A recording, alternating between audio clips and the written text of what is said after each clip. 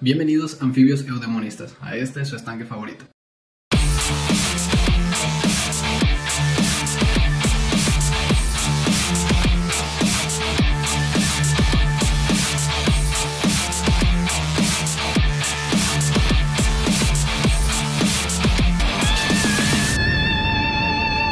El día de hoy continuaremos hablando de los reinos.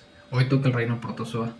Y este es un reino bastante peculiar, ya que es uno de los dos reinos que contienen los organismos más simples con célula eucariota. Si no sabes qué es eso de célula eucariota o célula procariota, les dejaré el video por aquí. ¿Y por qué es esto tan importante? Bueno, ya que a nosotros nos interesa saber cómo han ido cambiando los organismos a lo largo del tiempo. Para eso debemos ver cómo son los organismos más simples hasta los más complejos.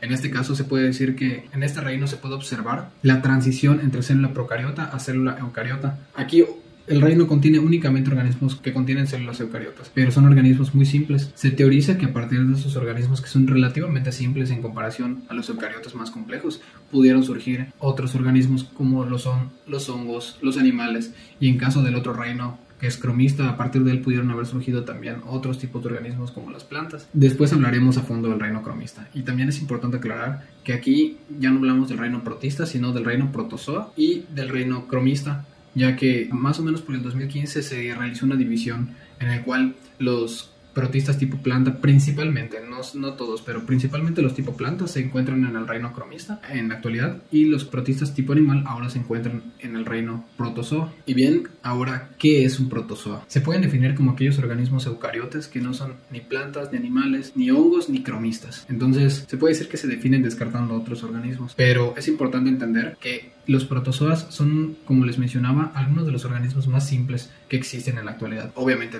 hablando de los eucariotes. La mayoría de estos organismos son unicelulares. Y a pesar de que estos organismos son unicelulares y bastante simples, lo que los separa de las bacterias y de las arqueas es que estos están formados por células eucariotas. Y estas células eucariotas se puede decir que van de la mano con los protozoas o incluso los cromistas. Se puede decir que en algún punto, cuando se generó la primera célula eucariota, se generó el primer protozoa o cromista. Es un poco complicado englobar todas las características de los protozoas en un solo video, ya que estos son muy variados. Incluso tienen diferentes formas de alimentarse, diferentes formas de moverse. Incluso pueden darse una idea. Hay algunos protozoas que pueden hacer fotosíntesis y hay otros que son parásitos obligados.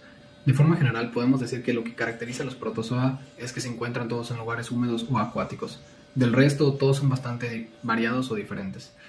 Para simplificar un poco las cosas, vamos a hablar de las características de algunos de los filos dentro del reino protozoa. En este caso vamos a hablar de leucozoa, euglenozoa y metamozoa. Se caracterizan porque los organismos son flagelados. Si no sabes qué es un flagelo, igual puedes ver el video, como les había mencionado, de la célula procariota.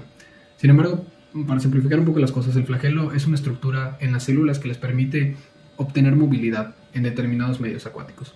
Entonces, estos organismos se caracterizan por contar con flagelos. Pueden ser uno o más flagelos.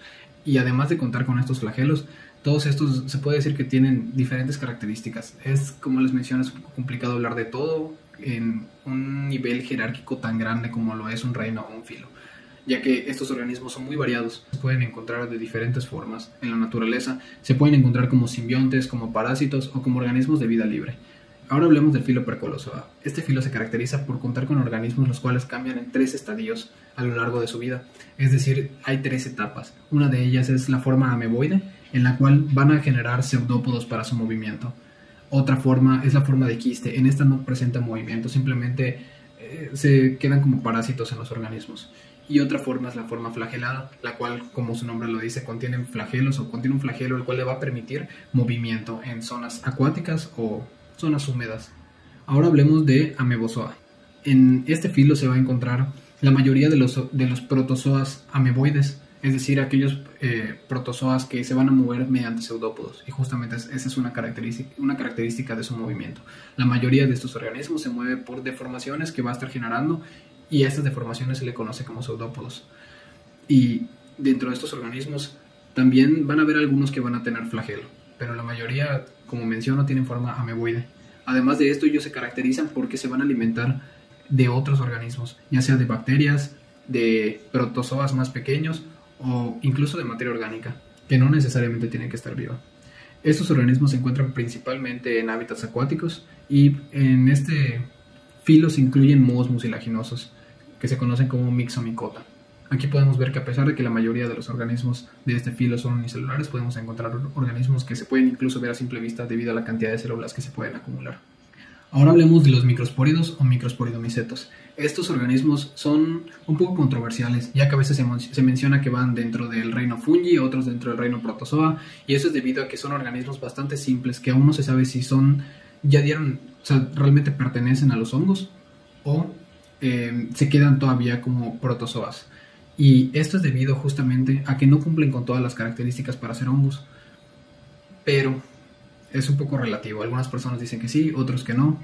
Y por personas me refiero obviamente a investigadores.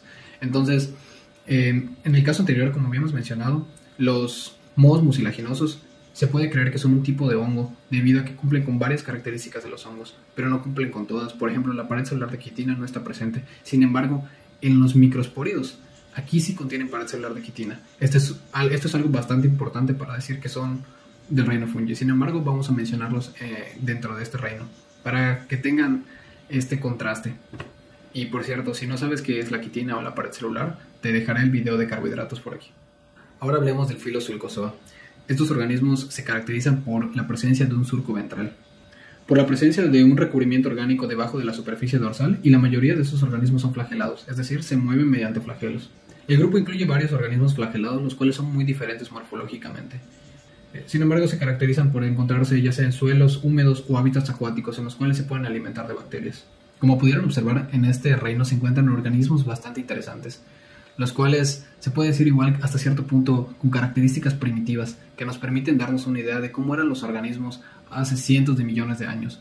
Organismos que estuvieron antes que las primeras plantas, hongos o animales. Es importante señalar que no son los mismos. Obviamente con los millones de años han surgido varios cambios, pero comparten muchas de las características con organismos que existieron en aquel entonces. Es como poder dar a pequeños vistazos al pasado. Sin embargo, no es del todo acertado decir que estos eran los organismos de aquel entonces. Y eso sería todo por el video de hoy. Espero que les haya gustado, que se hayan emocionado, que hayan aprendido algo nuevo. Y pues si les gustó, les agradeceríamos mucho que nos dejaran un like, o incluso si quieren compartirlo con alguna persona que crean que les pueda interesar este tipo de temas, se los agradeceríamos un montón. Y pues, hasta pronto, ajolotes. Sean felices.